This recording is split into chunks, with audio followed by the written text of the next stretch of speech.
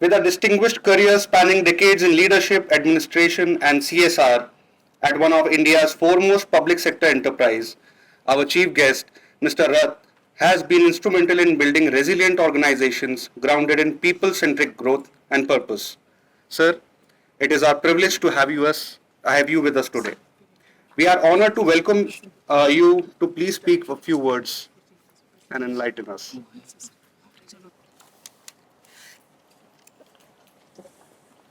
A very good morning to all of you. Respected Dr. Alok Kumar Rai, Director of the oldest IIM of this country, IIM Calcutta, and I understand that he has recently joined with a huge vision. It's my proud privilege to be sharing the dais with him.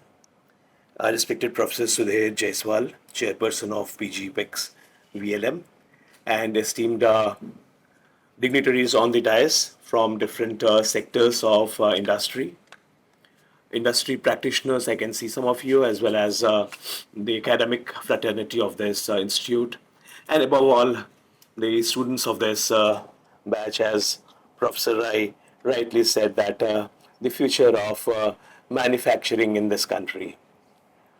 I understand that all of you had exams till yesterday late in the evening, and again you are back. And as Dr. Rai rightly said, that when industries look for people, they look for you.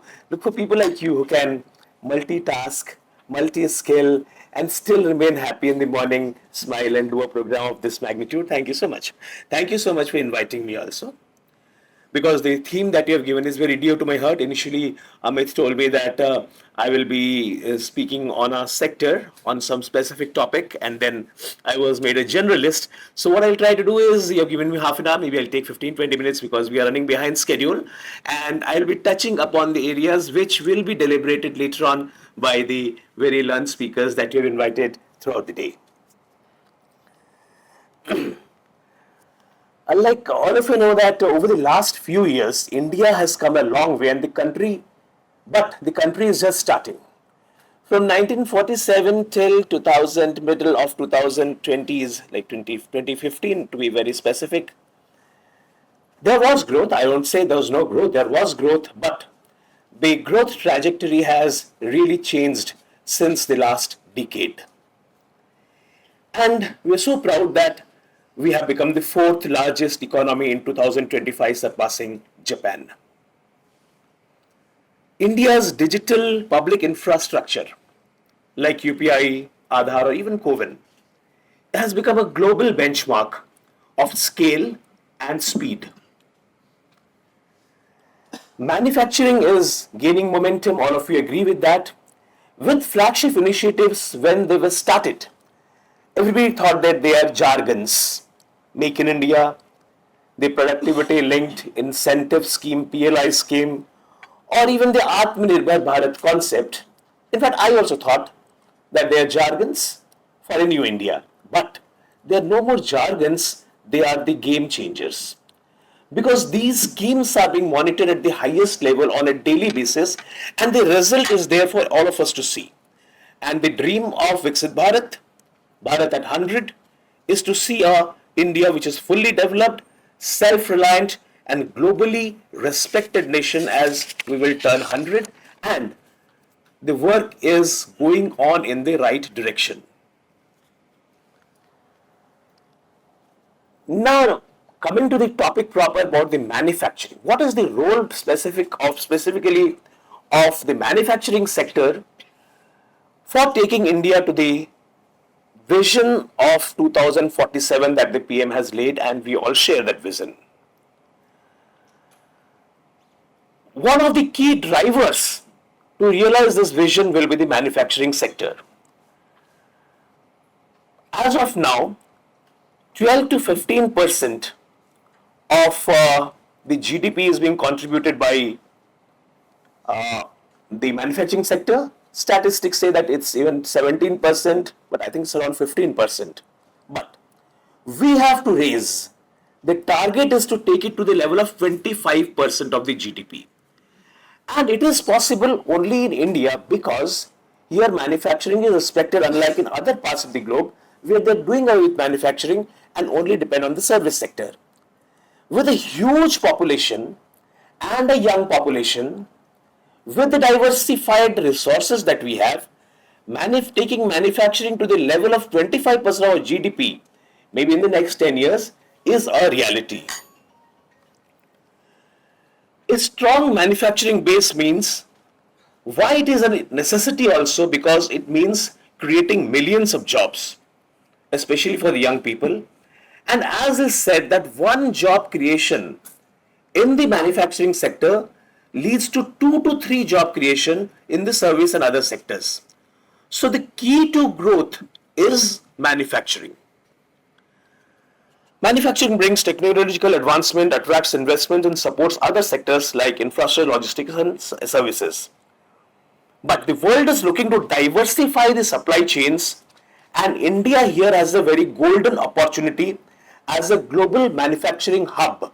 But the point here is that what we are talking about is not just a manufacturing hub, but a very resilient manufacturing hub, and we'll try to see what that resilience means and what we need to do to become a resilient hub. As we all know that we are the fastest growing economy in the world, while our GDP growth has been it has been upgraded to 6.5%. The GDP growth of USA for the quarter which ended is just 3%. The fourth largest economy, already of more than 4 trillion economy, going to become a 5 trillion economy very shortly. And by 2030, we should be a 7.3 trillion economy as per the IMF calculation.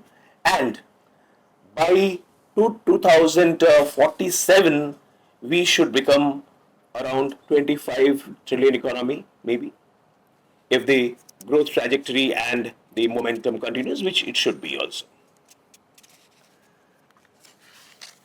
Now, to becoming a resilient manufacturing ecosystem of a very resilient manufacturing hub, I have tried to understand a few key drivers. During COVID-19, if you remember, geopolitical conflicts and climate disruptions have exposed the vulnerabilities in global manufacturing supply chains. All of us have witnessed how the whole manufacturing ecosystem stopped. I belong to the aluminium sector. Luckily, we did not stop our smelters, but across the globe, smelters closed down. And many of you from engineering background will understand that once a smelter plant closes down, which is basically electrolytic system, the same Hall-Renault method followed across the globe. Once that stops, reviving a pot is so expensive and takes so much time.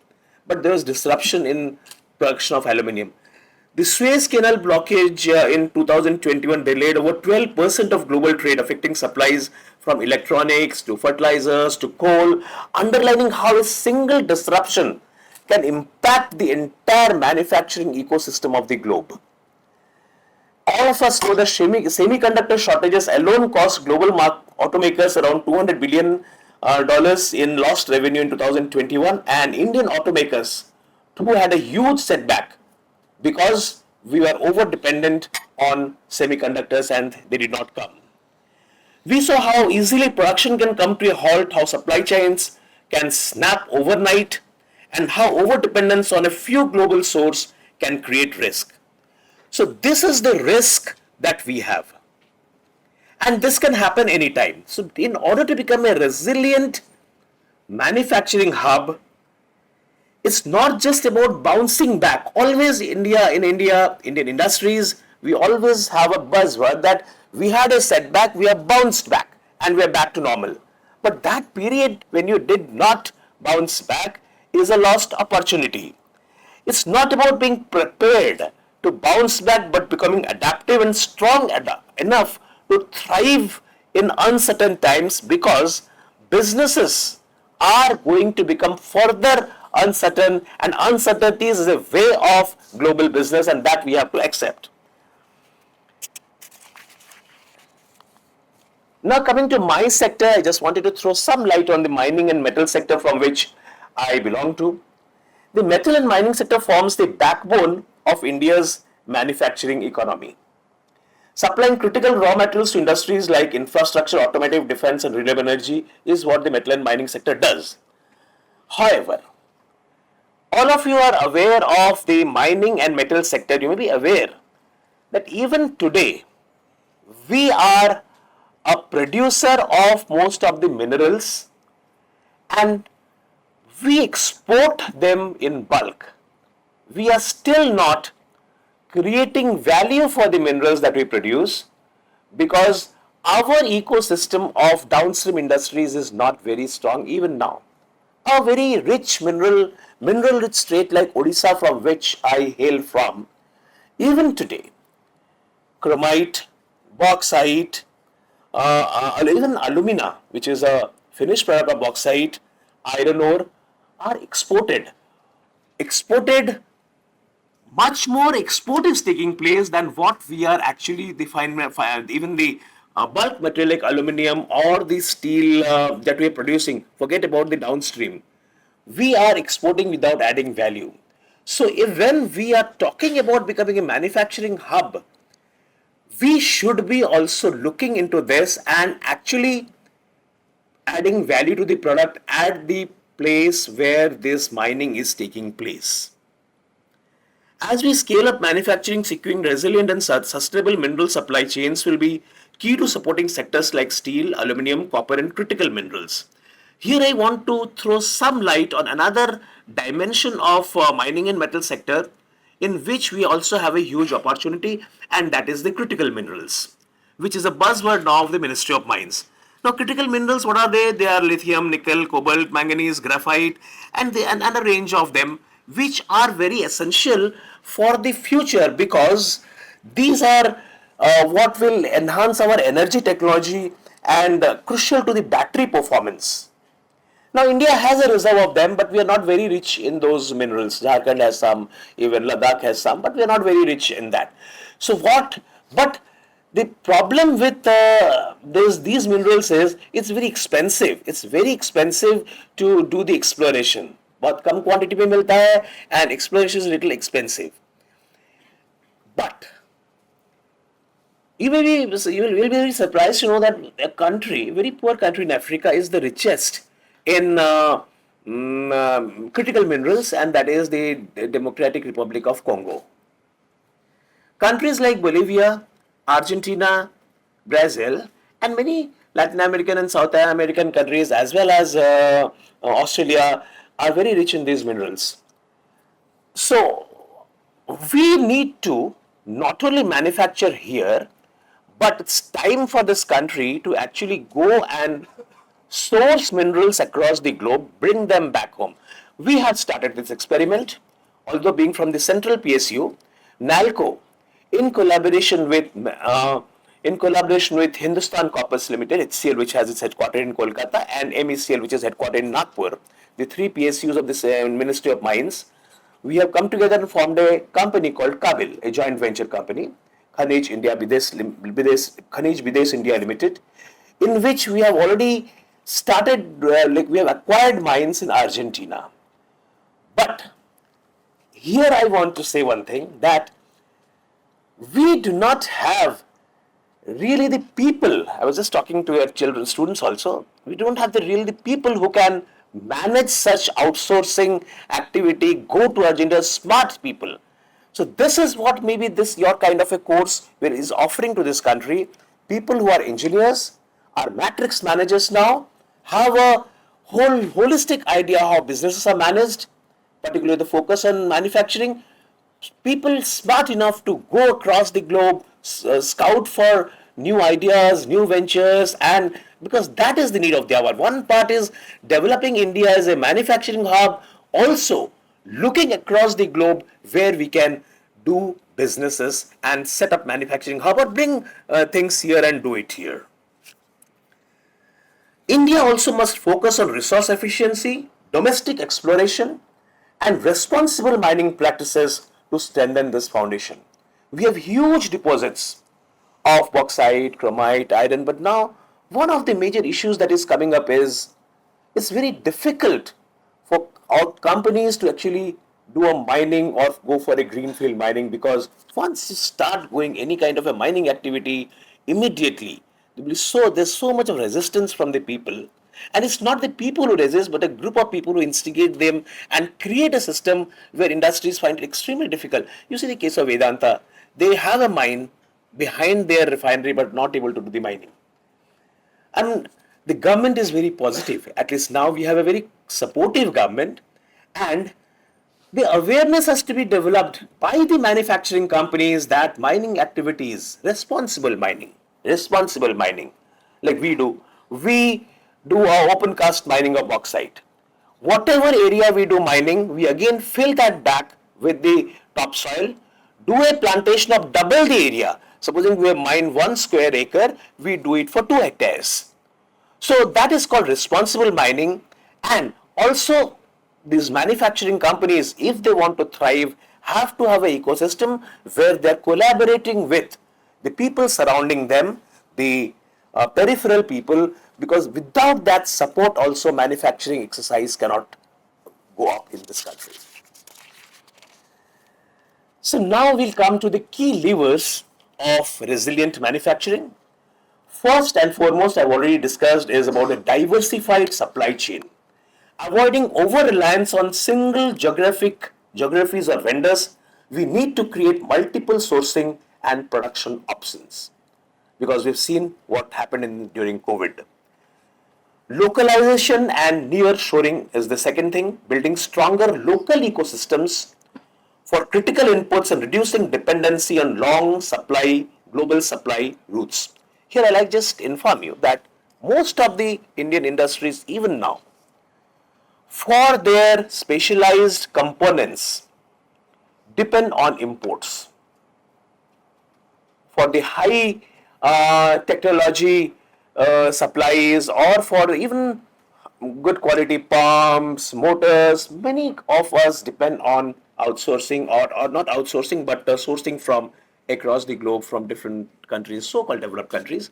We should now put ourselves the label of a developed country and develop these resources. I'll come to that, because that would be really a game changer when we are becoming not just manufacturing, but whatever is required for developing the manufacturing also is done in-house.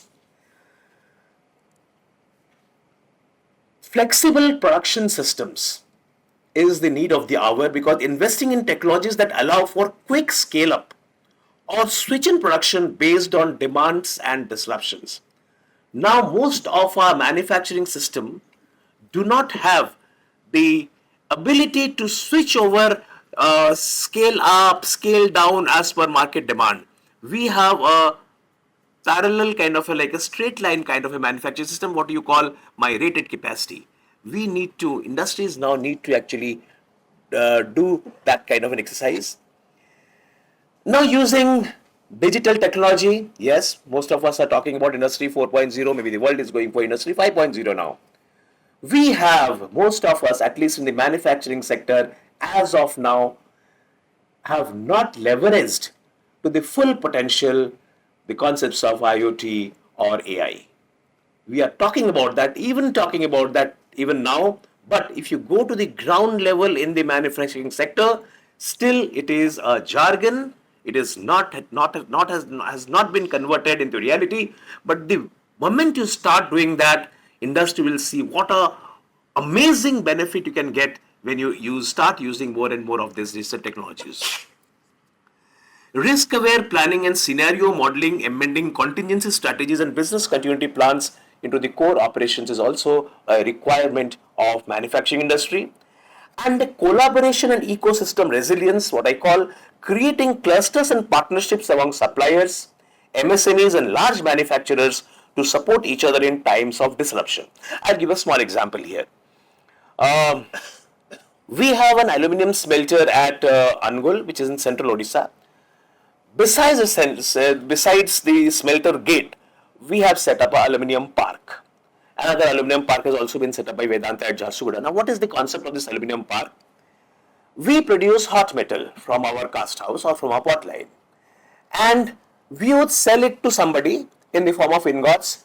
That person again melt it back What the concept of this aluminium park is, you set up a aluminium park where MSMEs and small investors set up downstream products, and straight from your cast house, you give hot metal to them.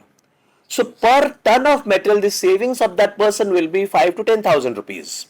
And you are also benefiting because you have a ready-made customer, shielding against, hedging yourself against the vagaries of the business, because you have somebody who is waiting to take your product.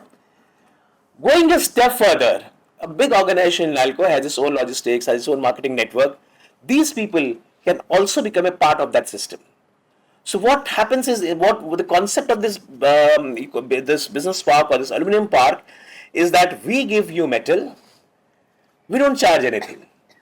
We give you a straightaway discount. Supposing the metal cost is say 50,000 rupees, we give you 5,000 discount, and also you're saving on the cost of remelting. And then you get the finished product, use our marketing channels for selling it, and then share the profit with us. So it's such a win-win situation, but still we have this can very well happen with every steel plant in this country, with every aluminum industry. This kind of parks can come up which will be a income generator for the local people. MSMEs can thrive, downstream products can be produced. So these are basically some of the concepts what I thought would make our manufacturing hub, India's manufacturing hub, if we're going to become a hub, which we are already, more resilient. Next is a little bit on digital transformation. I'm sure a lot of people will be talking about that. It's not a luxury today. Digital transformation is a necessity for building resilience, agility, and competitiveness. Technologies like IoT, AI, data analytics, cloud platforms, and digital twins are helping manufacturers predict disruptions. What they are doing, helping in predicting disruptions, optimizing operations, and responding faster to changing market conditions. Digital tools enable real-time visibility, and whether it's a large enterprise or a growing MSME, embracing digital technology, Industry 4.0 is the key to thriving in the manufacturing landscape of 2047. We cannot do without going for this transformation.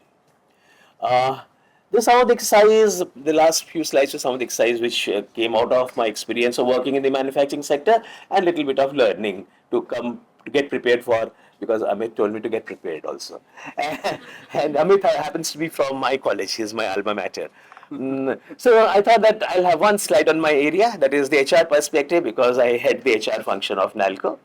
So what would be the HR scenario when we are going for becoming a resilient manufacturing hub, this country? So first thing I thought that, at least in this part of the country, West Bengal, Jharkhand, Odisha, from a job seeker, we need to become a job giver.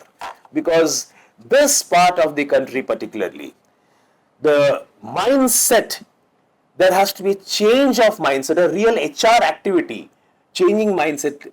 You'll not believe, we operate our plant in Koraput, which is the extreme south of Orissa, bordering Andhra Pradesh. It's a tribal district, it's an aspirational district.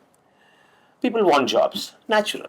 People want jobs, but we can't give, because we also have a limitation. So under CSR, we have developed a scheme, skilling to working.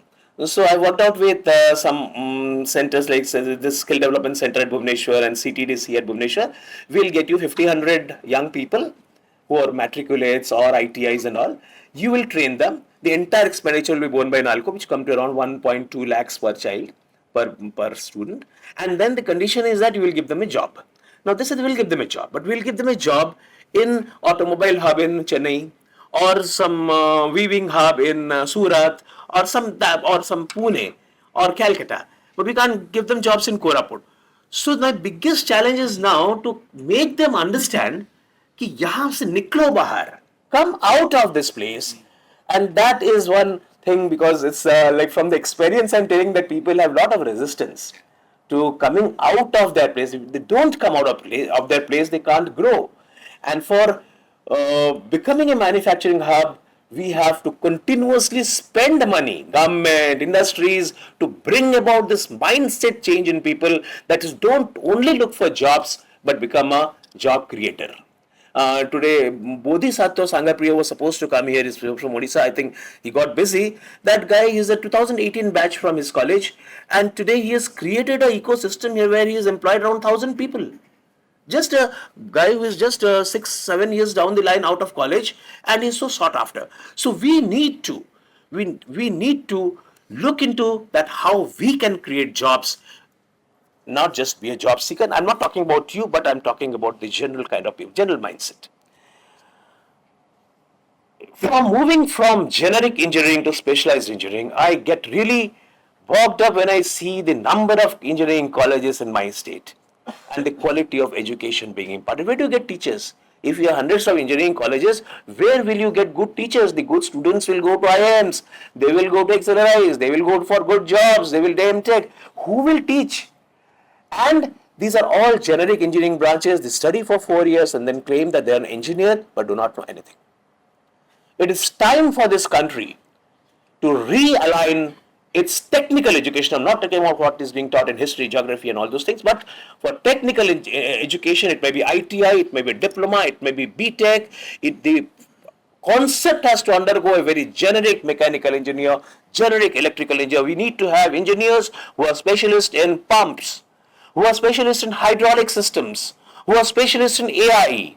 We need specialists, 4 saal pad ke full specialists, because even today we have a major breakdown. In our industry, we get people coming from France and Germany to repair our machines. We need engineers who can do that if we are going to become an engineering hub. Technical education in this country cannot be taught in the books only. That has to be totally aligned. I'm very happy to learn. I was going through, in fact, today morning I reached a little early because they told me that from my hotel it will take some time. So I reached early, so I had an opportunity of interacting with some of you and try to understand what kind of a course you are doing. So your education is getting aligned to the industry requirement, and that is what is needed for every BTech student, for every ITI student, for every diploma student. Engineering student must have out of 3 years, 1 year they must work in industry. I tell about myself, I am an electrical engineer. Nothing to feel shy about that. I'm a good student. I had honors, distinction, and what all you call. And I started my career in NALCO as a graduate engineer trainee, and I was put in the electrical department. I did not know what a fuse is. I did not know what an overload looks like, and I was I was the brunt of the joke of the technicians and people working down. Look, साहब engineering बन के आए उनको मालूम ही नहीं है कुछ. Yes, that is a reality. Many of you electrical engineers would never have seen a proper circuit breaker, and we are supposed to lead the process. We need specialists. Another area is R&D. Industries in this country spend around 2%, 1% of the industry R&D, and many industries you will find, at least in the government sector, where कुछ नहीं करते R&D में डाल दो. But if this country has to really grow, it has to be proper R&D.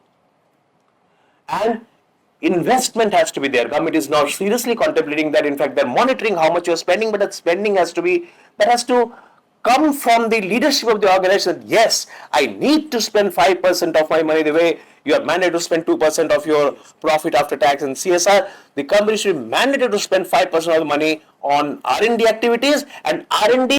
And finally, in conclusion, as we look ahead to India at 100, it is clear that manufacturing will be the backbone of a developed, self-reliant India.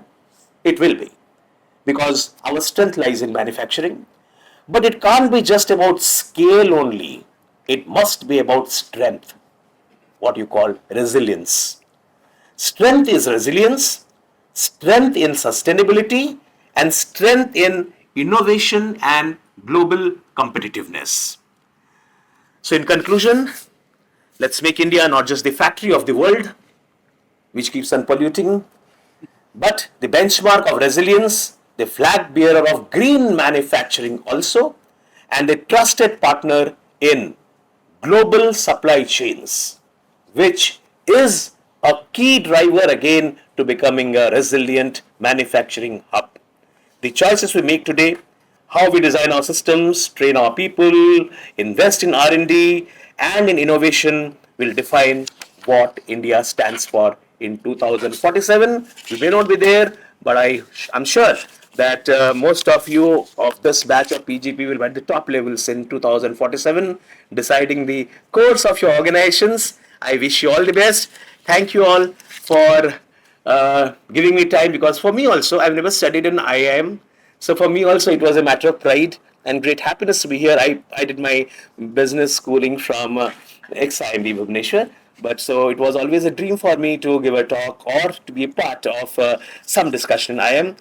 So I thank you again from the core of my heart. I would like to thank Professor Rai and also Professor Jaiswal and the students for inviting me. Thank you. Jai Hind.